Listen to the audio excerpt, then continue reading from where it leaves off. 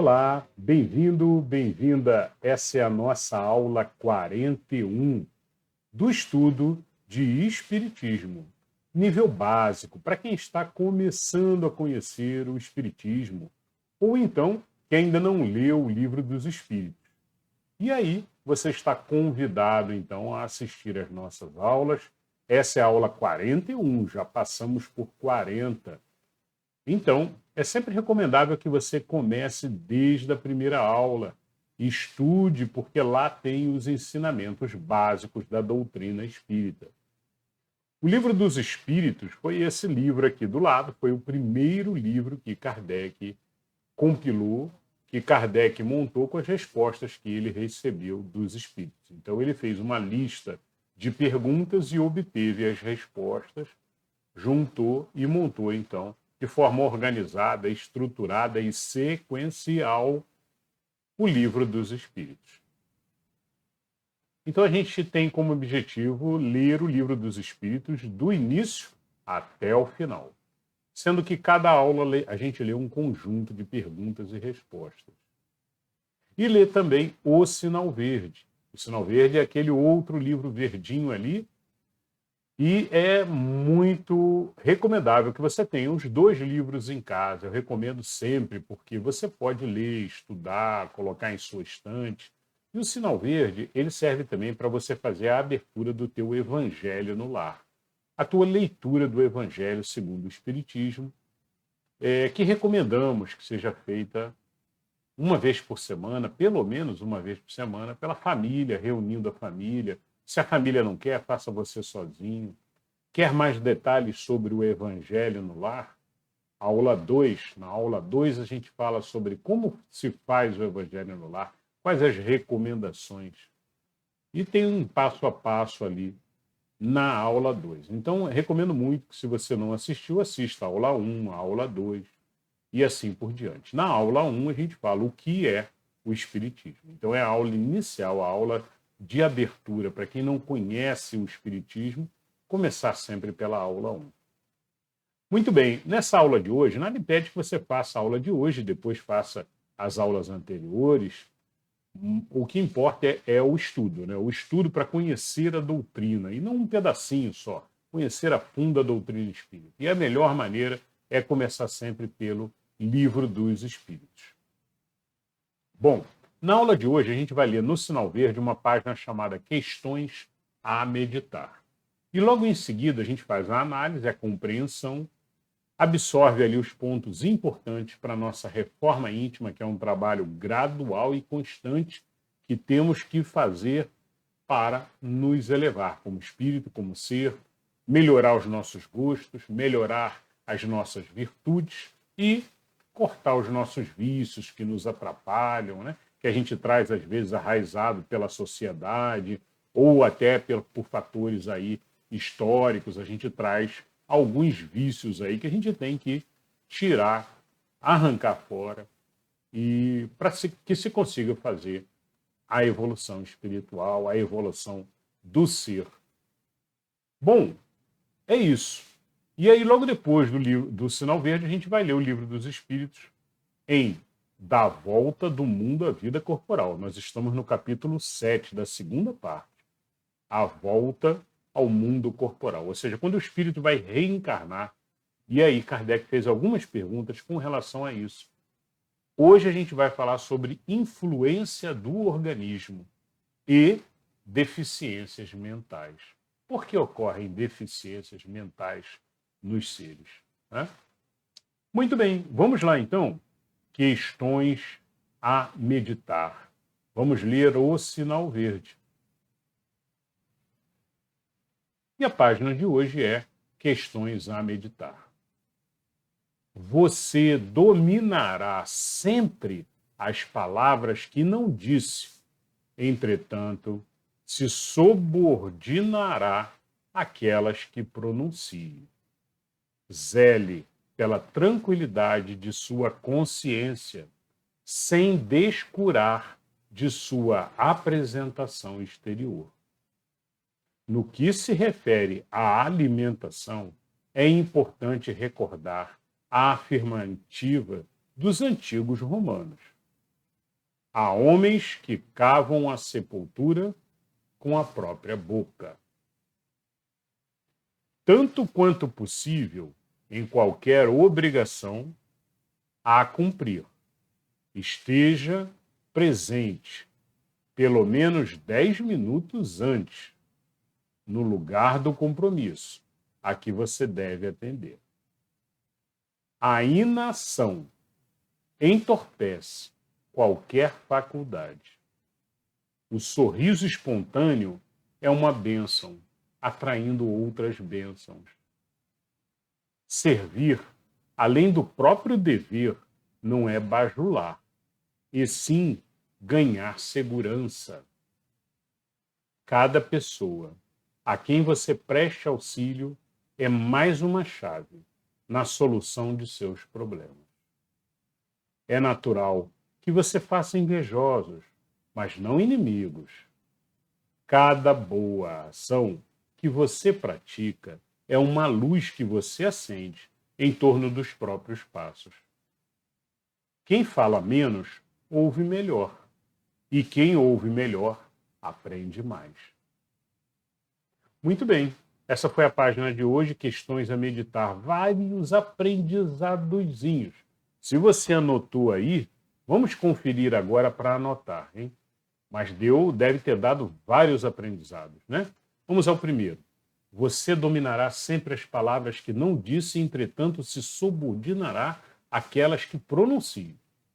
Então você é responsável pelos seus pensamentos. E mesmo que não tenha dito palavras, só o pensamento já está provocando vibrações. Então, em primeiro lugar, ore e vigie os pensamentos. Controle constantemente, como nós sempre falamos aqui, na leitura do Sinal Verde, na nossa reforma íntima, controle constantemente com a mente ativa, pré-cortex, a parte racional do cérebro, bloqueando os pensamentos ruins que brotam às vezes do subconsciente. O subconsciente às vezes borbulha, e às vezes borbulha coisa boa, e às vezes borbulha coisa ruim. Faz uma piadinha sobre isso, faz uma gracinha disso, e aí a pessoa não deve falar de imediato, né? Não deve falar de supetão, não deve falar nunca de improviso. Pode magoar alguém, pode ferir o coração de outra pessoa. Então, por mais que tenha um, ou dois, ou três, ou quatro que riam em deboche, achem graça, mas se tiver uma pessoa magoada, como diz ele aqui, como diz André Luiz, muito bem, você se subordinará às palavras sempre que pronuncie. Isso significa o quê? Você é responsável pelas palavras que pronuncia. Tanto as palavras quanto os pensamentos geram karma. E karma pode ser karma bom, ou seja, plantei uma semente boa, como tantas vezes disse Jesus, plantei uma semente boa. Plantei uma semente boa nem sempre precisa ser ensinamento, tá?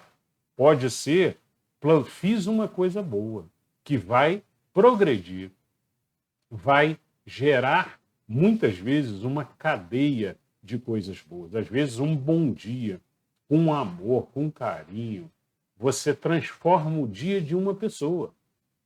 Aquela pessoa, a partir daquele momento que recebeu aquele bom dia carinhoso, do fundo do coração. Nada falso, jamais falsidade. O universo reconhece a falsidade, a princípio pelos seus pensamentos. Então, sempre com amor do fundo do seu coração, desejando realmente o bem daquela pessoa. E aquilo, às vezes, reverbera. Uma ação se transforma em 5, 10 positivas que essa outra pessoa pode passar adiante. E cada uma das que ela passou adiante transformam em várias outras ações positivas. Tá? E isso é a corrente do bem, de positividade, que depois retorna para você numa vibração maravilhosa, transformando o seu dia também, transformando a sua aura, transformando a sua vibração, da sua aura, do seu corpo. E aí, como já falamos anteriormente, boa vibração atrai coisa boa. Vibração ruim não vai atrair coisa boa, não vai atrair pessoas boas, seres bons, não vai atrair. Né? Então, se você quer atrair coisa boa para a sua vida, soluções, resoluções, sucesso, sorrisos ao teu redor, tem que estar vibrando bem, tem que estar plantando sempre palavras boas e pensamentos bons. Tá? Então, esse aqui é o grande, talvez um dos maiores aqui aprendizados que a gente tem aqui hoje. Né? Importante, hein? Anotar e começar a praticar. Tem a ver com, já falamos várias vezes, inteligência afetiva. Tratar bem todo mundo que está ao seu redor. Com amor, com carinho. Ah, mas eu não posso fazer uma piadinha, aquela piadinha para debochar do... Não. Não faça. Não faça. Às vezes até a pessoa ri, mas por dentro ela às vezes fica magoada. E só aquele pensamento de mágoa dessa pessoa já volta para você de forma negativa, atrapalhando a tua positividade, atrapalhando a tua posição boa. Então trabalhe do fundo do coração com amor, elogio é tão bom, passar adiante elogios, né? Passar adiante ensinamentos, passar adiante ajuda, caridade, saber ouvir, às vezes basta saber ouvir, dar a atenção a uma pessoa, como ele fala aqui embaixo, olha, fala menos, quem ouve melhor. E quem ouve melhor, aprende mais. Um outro aprendizado muito bom, né? O silêncio, às vezes, é um anjo mudo. Zele pela tranquilidade de sua consciência, sem descurar de sua apresentação exterior. Aí ele fala um pouquinho da apresentação exterior, que nunca podemos esquecer, né? No que se refere à alimentação, é importante guardar sempre uma boa saúde, né? Sem exagero, sempre procurando o caminho do meio, como falamos tanto aqui, né? Sempre procurando o equilíbrio, tirando os excessos da nossa vida. E a gula, o excesso de comida é, por exemplo, um fator aí que só faz mal para o nosso organismo, né? A ciência cada vez mais fala sobre isso e comprova isso. E ele dá um exemplo aqui dos romanos, né? Há homens que cavam a sepultura com a boca. Tem uma outra frase popular também que se fala muito, que eu não vivo para comer, mas eu como para viver. Aí sim. Porque tem gente que vive para comer, exagera na comida, adora os sabores exagerados, né? Enquanto que tem gente que procura a serenidade e, em vez de se preocupar no exagero de jogar para dentro a comida, né? Se preocupa mais em meditar, se centrar, né? Sempre procurando um equilíbrio e razoabilidade ali na sua alimentação. Comer o que é necessário. Lembrando também que o nosso cérebro ele demora a perceber a saciedade. Então, às vezes, a gente já está mais do que suprido e continua comendo, porque o cérebro ainda não percebeu que atingiu a saciedade. Bom, tanto quanto possível, em qualquer obrigação a cumprir, esteja presente pelo menos 10 minutos antes no lugar do compromisso a que você deve atender. Né? Isso é uma boa prática de convivência e André Luiz relembra ela aqui para a gente. A inação entorpece qualquer faculdade. E a inação é a falta da ação, a falta de agir. E o que é a falta da ação? Né? É a inércia, é por muitas vezes a preguiça, a ociosidade. né? Então, o comentário é que, olha, a ociosidade, ou seja, você ficar o dia inteiro no sofá, ou ficar o dia inteiro na rede, ou ficar o dia inteiro na beirada do lago, né? Entorpece a faculdade, né? O raciocínio, inclusive. Quanto mais a gente se movimenta, mais facilmente se torna o movimentar. Quanto mais a gente pensa e raciocina, mais fácil o raciocinar também. Quanto mais a gente se encolhe, mais a gente quer ficar encolhido, mais gera então aquela ociosidade, a preguiça. Então é uma bolazinha de neve, que ou rola para um lado ou rola para o outro. Então vamos começar a trabalhar, e quanto mais a gente trabalha, quanto mais a gente se movimenta de uma maneira geral, mais fácil se torna essa movimentação, esse trabalho.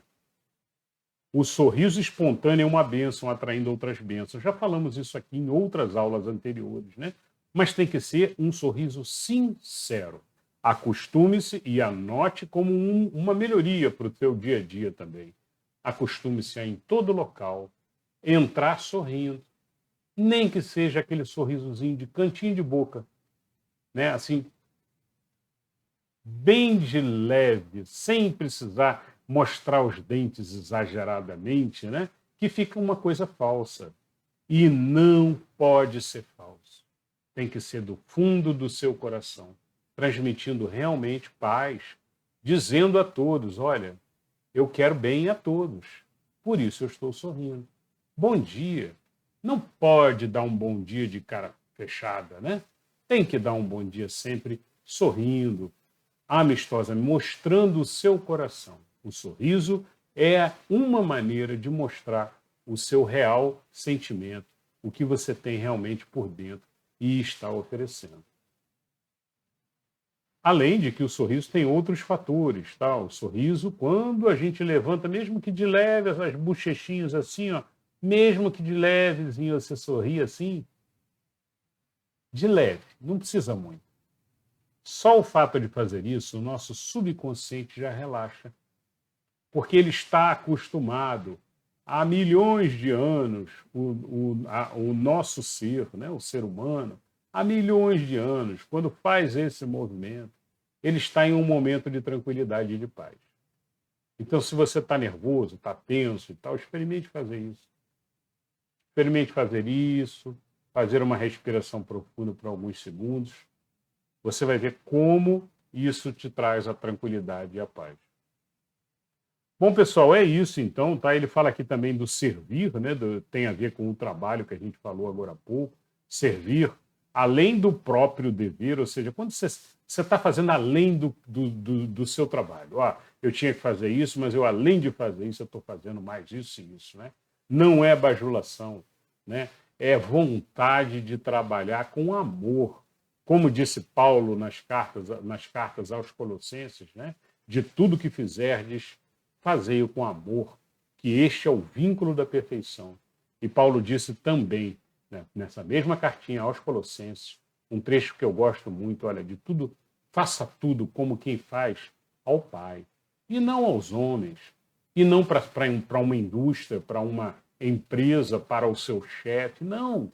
Coloque na sua cabeça de tudo que eu estou fazendo, eu faço para o universo, para todo mundo, e não para uma empresa, para uma indústria, não, eu faço para o bem do universo e, acima de tudo, para Deus. Tá? E é isso, vale tudo mesmo, tá? Não só o trabalho profissional. E tudo marca ponto. Todo trabalhozinho com o coração que você faça marca ponto, marca karma positivo. Mesmo aqueles trabalhos que você vê, por exemplo, eu vou passar uma vassoura aqui nesse chão. Não, mas a obrigação não é minha. Não, mas eu estou sem nada para fazer, está sujo, não me custa nada, a vassoura está ali, eu vou passar uma vassoura no chão. Não tem problema nenhum, não é? Esse é um trabalho que é muito recompensado. É um trabalho simples, mas é um trabalho de coração e que você não precisava fazer. O universo retribui abundantemente a esse tipo de trabalho. Pessoal, então é isso. Sinal Verde hoje, fechamos aqui. vários aprendizados para colocar no dia a dia em prática. Hein? Vamos agora ao Livro dos Espíritos, então. O Livro dos Espíritos de hoje, a gente vai ler 2 trechos. O primeiro trecho é influência do organismo, que começa na 367. Depois a gente vai ler e vamos até a 370, da 367 até a 370. Depois a gente começa a ler, então, um outro título que Kardec chamou em 1857, que é quando esse livro foi compilado, né? Precisamos lembrar sempre da data, porque era outro período, era outra forma de falar. Então, algumas palavras que Kardec usa aqui, não existia outra palavra na época, todo mundo na época usava essas palavras, né? E aí Kardec coloca idiotismo e loucura, não é? E coloca porque era a palavra da época. É importante compreendermos isso. Na época não tinha estudos aprofundados sobre esse assunto. Tá? Então aqui ficou idiotismo e loucura, da 371 até a 378. E Kardec vai fazer perguntas do tipo, por quê? Por que existe isso? Por que o ser vem numa condição de loucura, numa condição de não uso total da sua consciência, né? Vamos ver, então, 367, questão 367. Pergunta: unindo-se ao corpo, o espírito se identifica com a matéria? Resposta: a matéria é apenas o envoltório do espírito, como o vestuário é do corpo, unindo-se a este. O espírito conserva os atributos da natureza espiritual. 367. Anteriormente já falamos sobre o perispírito, que é o que envolve o espírito. Os espíritos não responderam aqui falando sobre o perispírito, mas o perispírito é o que permite que o espírito, né, que é aquela centelha de luz, né, aquela energia pura ali de consciência em forma de energia, né, aquela energia, ela, para movimentar os braços, as pernas e o corpo como um todo, ela forma uma camada semimaterial chamada perispírito. E aí ela consegue, através do perispírito, fazer então todas as movimentações que nós fazemos de braço, de perna, de fala e assim por diante. 368. Após a sua união com o corpo, exerce o espírito com liberdade plena as suas faculdades, ou seja, ele começa a raciocinar imediatamente após a sua união com o corpo? Resposta: o exercício das faculdades depende dos órgãos que lhe servem de instrumento. A grosseria da matéria as enfraquece. Então já falamos um pouquinho sobre isso também, que a gente perde muito da nossa consciência. Nossa consciência, o nosso raciocínio é muito mais capaz do que nós temos agora.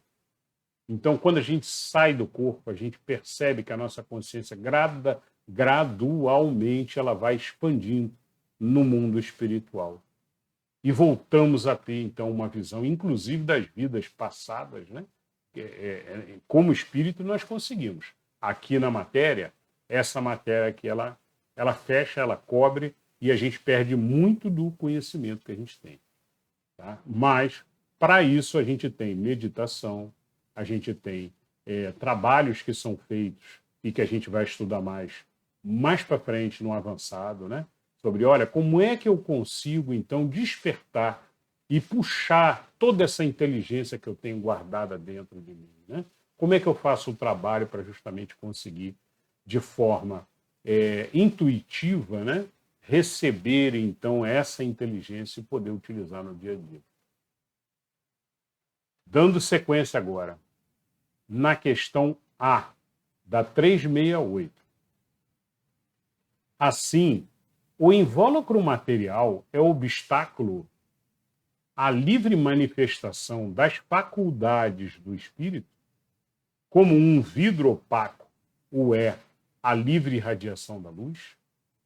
Resposta: é como vidro muito opaco. Essa foi a resposta dos espíritos. Então, exatamente como a gente tinha falado, né? Quando a gente vem para a matéria, a gente fica sujeito aqui aos limites da matéria, deste ser, desta fase. Pode ser na pré-história, por exemplo, a capacidade mental de um ser da pré-história, a gente ficava extremamente limitado. Você pode vir já com uma bagagem grande, com uma grande inteligência, você vai ter, assim, intuições, mas vai perder muito da sua capacidade de conhecimento e de sabedoria que você acumulou ao longo de várias encarnações. Você traz os sentimentos básicos, os que te direcionam. Isso você consegue aflorar. Mas mesmo assim, para aflorar isso, precisa estar com uma boa energia, uma boa positividade, uma tranquilidade, uma paz de espírito, né? E quanto mais estiver, mais você consegue aflorar. Mas é um vidro muito opaco. É isso que eles falam aqui. Bom, pode-se comparar a ação que a matéria... Uma explicação agora dessa resposta. Pode-se comparar a ação que a matéria grosseira exerce sobre o espírito a de um charco lodoso sobre um corpo nele mergulhado, ao qual tira a liberdade dos movimentos. Então, um corpo dentro de um lamaçal, você, para se movimentar, vai ser muito difícil, né? Você até consegue, mas o esforço que você tem que fazer é muito grande.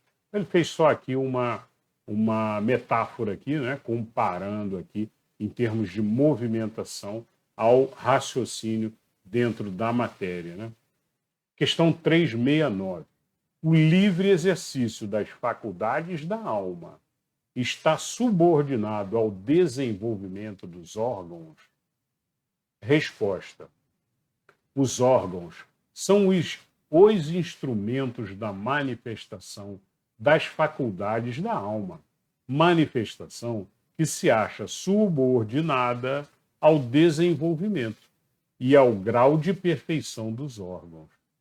Como a excelência de um trabalho o está a dar ferramenta própria à sua execução. Então, ele fala, olha, os órgãos são instrumentos de manifestação das faculdades da alma. Então, os órgãos ali, eles são os instrumentos para que a gente consiga executar o que a gente precisa executar, né?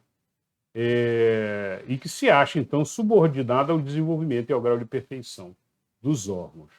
Como a excelência de um trabalho o está a ferramenta da própria execução.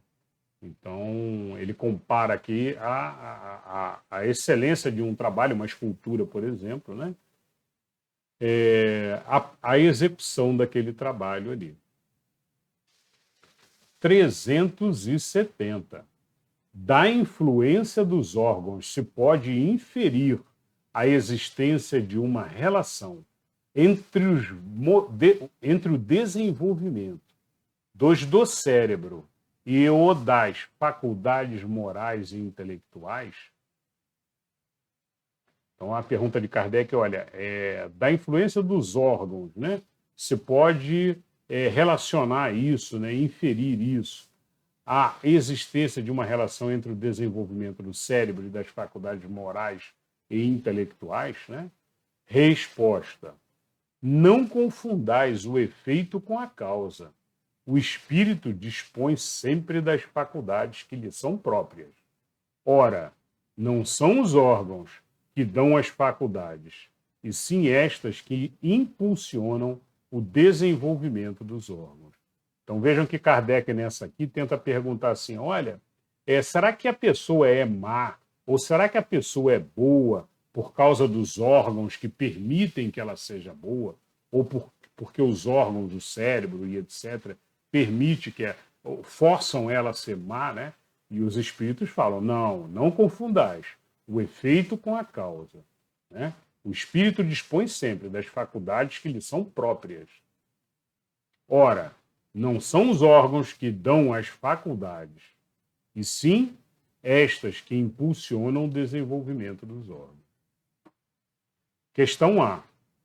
Deve-se a deduzir daí que a diversidade das aptidões entre os homens deriva unicamente do estado do espírito? Aptidões derivam do estado do espírito. Resposta. O termo unicamente não exprime com toda a exatidão o que ocorre. O princípio dessa diversidade reside nas qualidades do espírito, que pode ser mais ou menos adiantado. Cumpre, porém, se leve em conta a influência da matéria, que mais ou menos lhe cerceia o exercício de suas faculdades.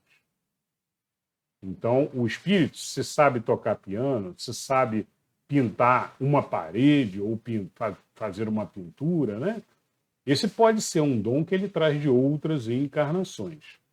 Mas também nada impede que ele tenha isso um pouco cesseado nessa encarnação, um pouco ofuscado por limites, de repente, dos órgãos atuais aonde ele está, né? Mas nada impede que também, não forçando, não traga à tona cada vez mais e retome aquela capacidade que, por momentos ali, parece um pouco ofuscada, né?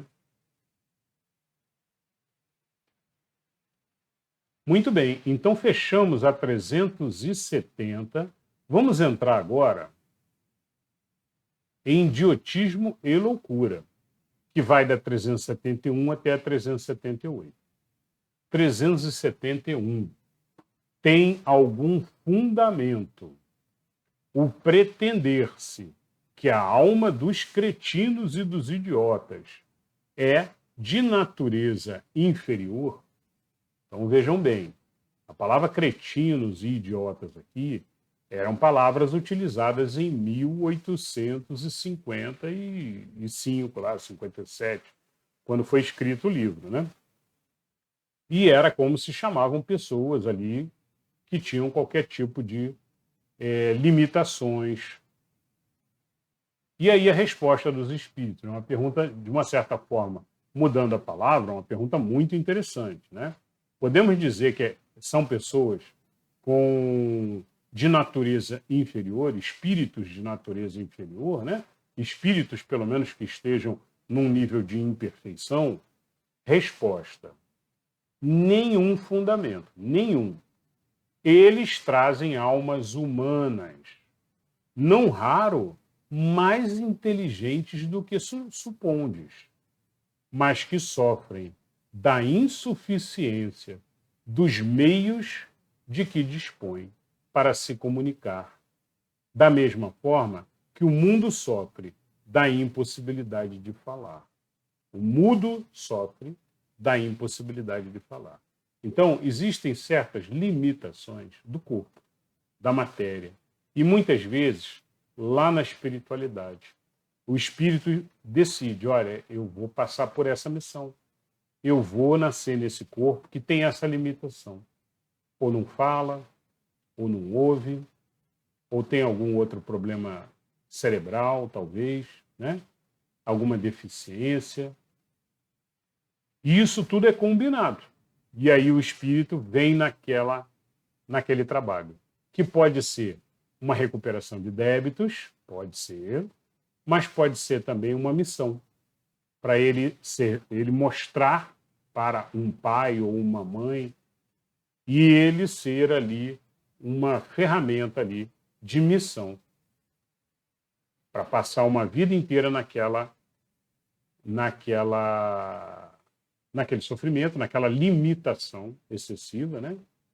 Mas o mais interessante daqui é a gente ter esse pensamento e essa consciência de que ali dentro, apesar de ser um ser que não fala, que tem dificuldade às vezes de se expressar e tudo, ali dentro tem um espírito, como os outros todos.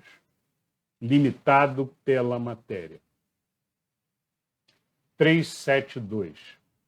Que objetivo visa a providência criando seres desgraçados, como os cretinos ou os idiotas? Essa é 372. Resposta. Os que habitam corpos de idiotas são espíritos sujeitos a uma punição. Sofrem por efeito de constrangimento que experimentam e da impossibilidade em que estão de se manifestarem mediante órgãos não desenvolvidos ou desmantelados. Então, foi como a gente falou agora há pouco, né? Questão A, dentro da 372.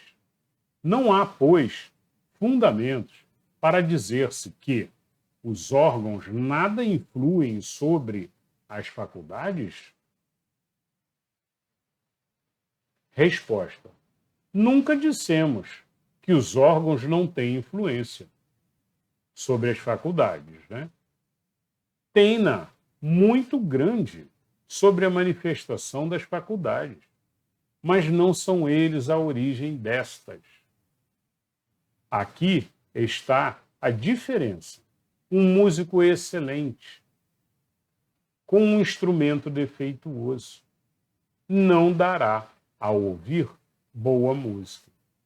O que não fará que deixe de ser um bom músico.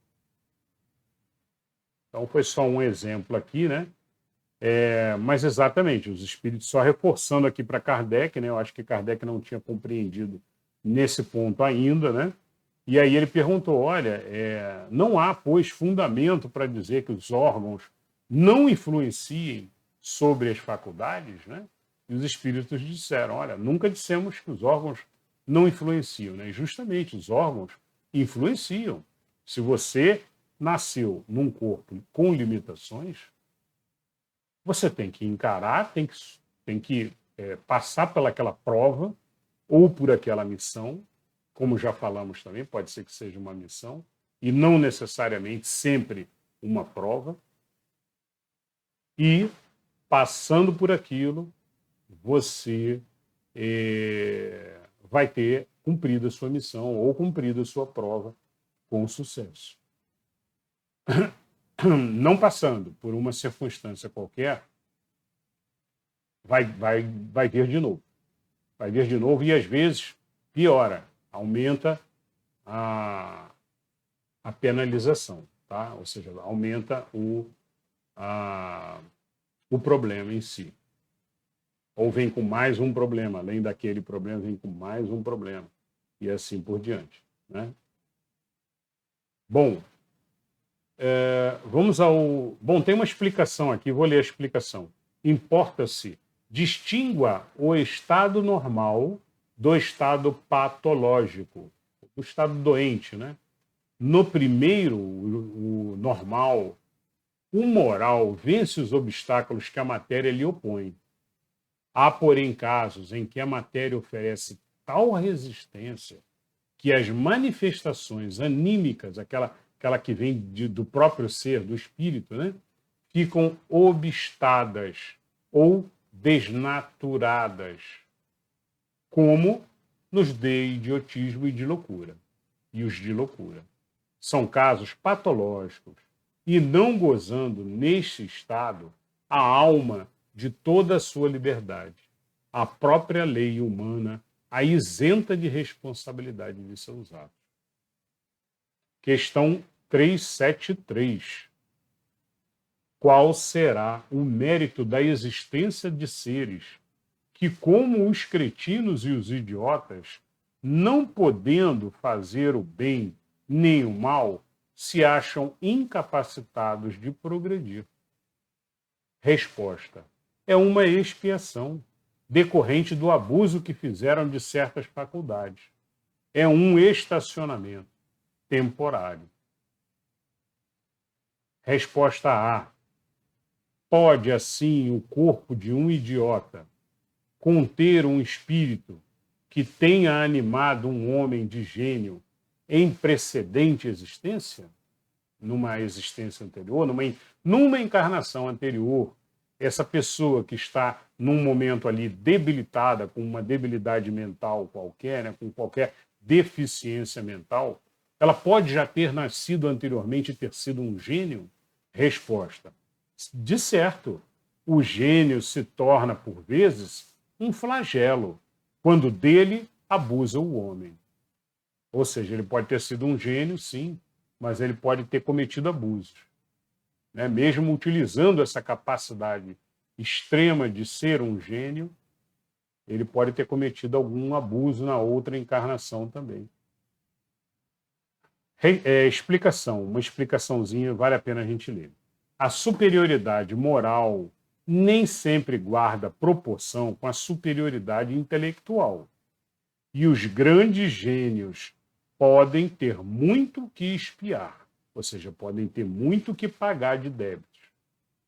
Daí, frequentemente, lhes resulta uma existência inferior à que tiveram e uma causa de sofrimentos. Os embaraços que o espírito encontra para as suas manifestações se lhe assemelham às algemas que tolhem os movimentos a um homem vigoroso. Pode dizer-se que os cretinos ou os idiotas, os que têm qualquer tipo de deficiência mental, são estropiados do cérebro, como o coxo o é das pernas, e dos olhos o cego. Então é isso, pessoal. Essa foi a 373. Vamos a 374. Na condição de espírito livre, tem o idiota a consciência do seu estado mental? Resposta: frequentemente tem. Compreende que as cadeias que lhe obstam ao voo são prova e expiação. Então, essa é a pergunta aqui. Ó. Tem o ser, né? Consciência do seu estado mental, né? Frequentemente tem. E compreende que ali, aquilo ali para ele é uma prisão para algum tipo de expiação ou de missão, como já falamos. Provavelmente eles vão falar mais para frente também. 375. Qual, na loucura, a situação do espírito? Então, um espírito que está muito perturbado, né, que está muito fora de si, ali com uma grande deficiência mental que não lhe deixa raciocinar nada, né? Qual a situação do espírito? Como é que o espírito fica numa situação dessa? O espírito, quando em liberdade, recebe diretamente suas impressões e diretamente exerce sua ação sobre a matéria, encarnado. Porém, ele se encontra em condições muito diversas e na contingência de só o fazer com o auxílio de órgãos especiais. Altere-se uma parte ou o conjunto de tais órgãos, e eis que se lhe interrompem, no que destes dependem a ação ou as impressões. Se perde os olhos, fica cego. Se o ouvido, torna-se surdo. Imagina agora que seja o órgão que preside as manifestações da inteligência, o atacado ou o modificado, parcial ou inteiramente.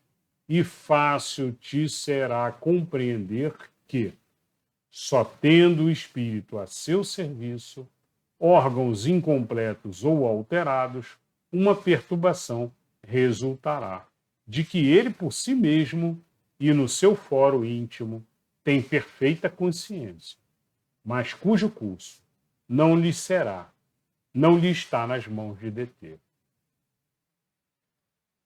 Essa foi a 375. A 375, ela possui uma 375A. Então vamos lá, 375A. Então, o desorganizado é sempre o corpo e não o espírito? Resposta: exatamente.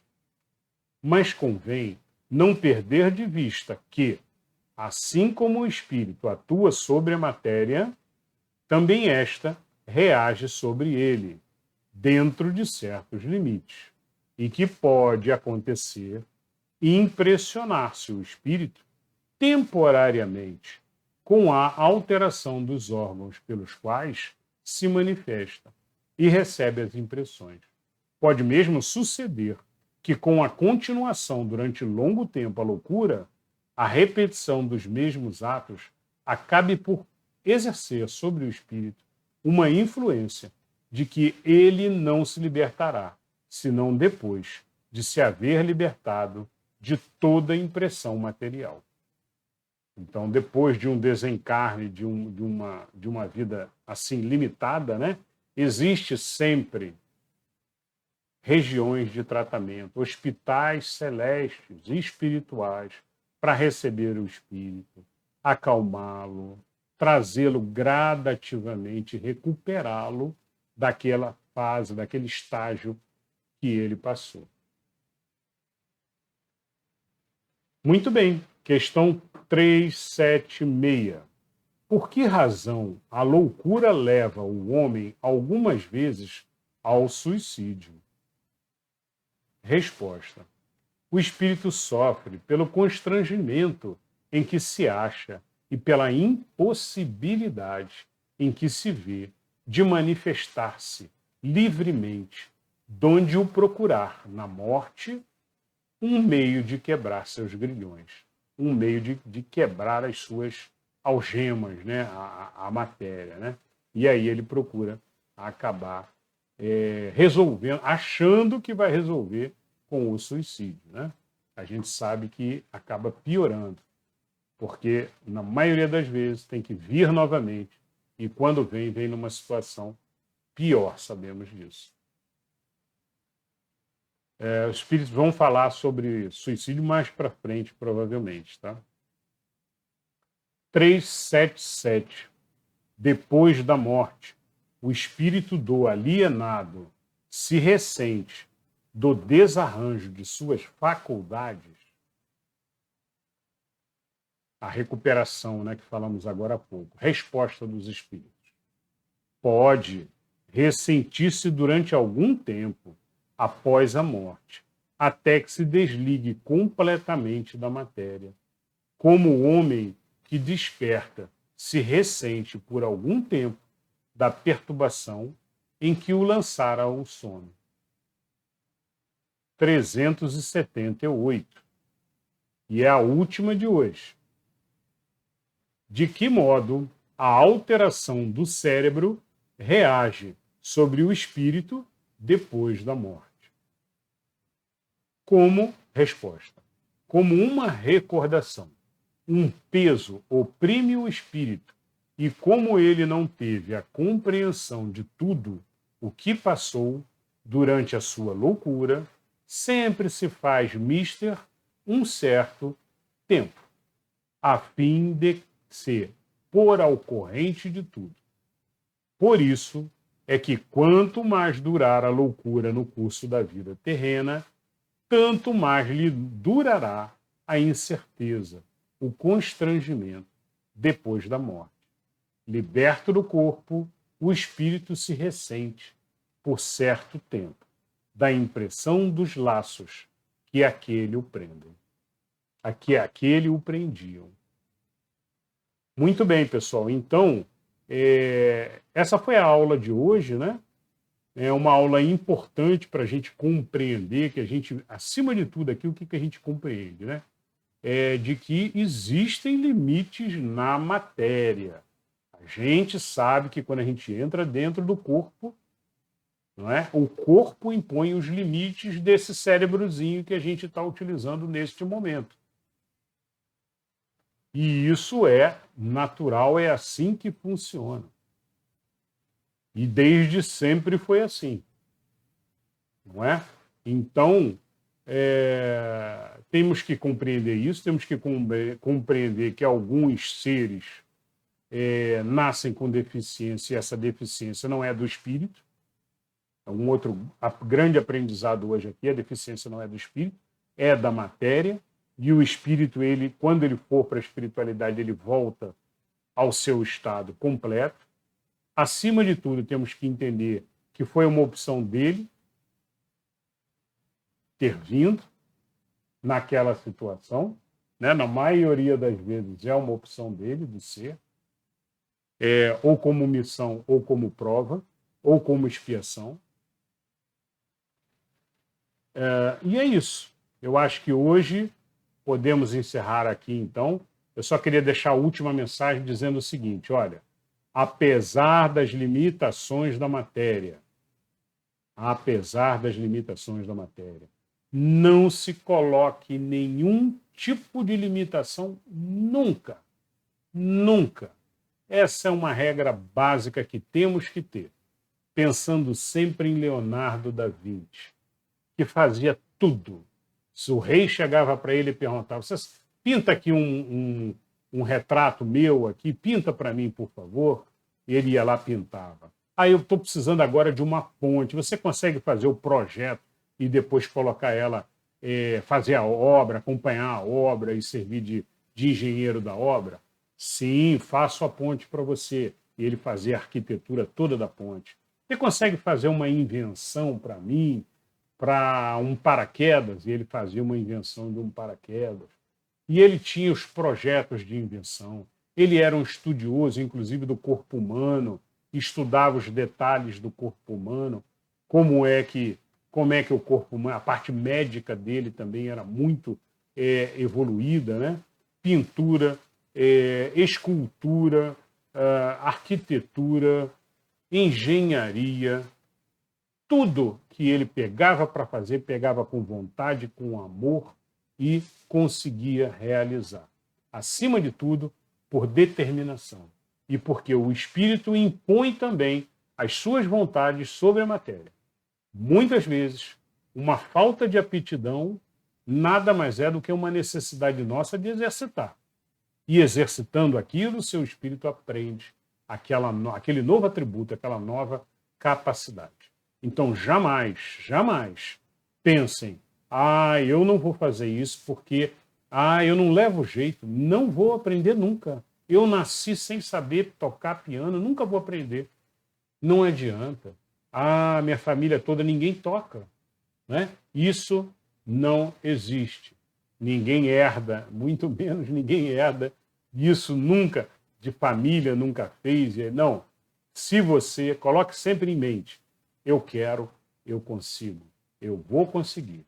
E é esse trabalho, inclusive, muitas vezes, do nosso pensamento, muitas vezes até consegue desenvolver aptidões e até curar algumas condições físicas do próprio ser.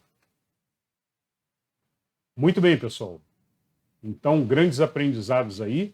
Nos vemos na próxima aula. Um beijo no coração de todos.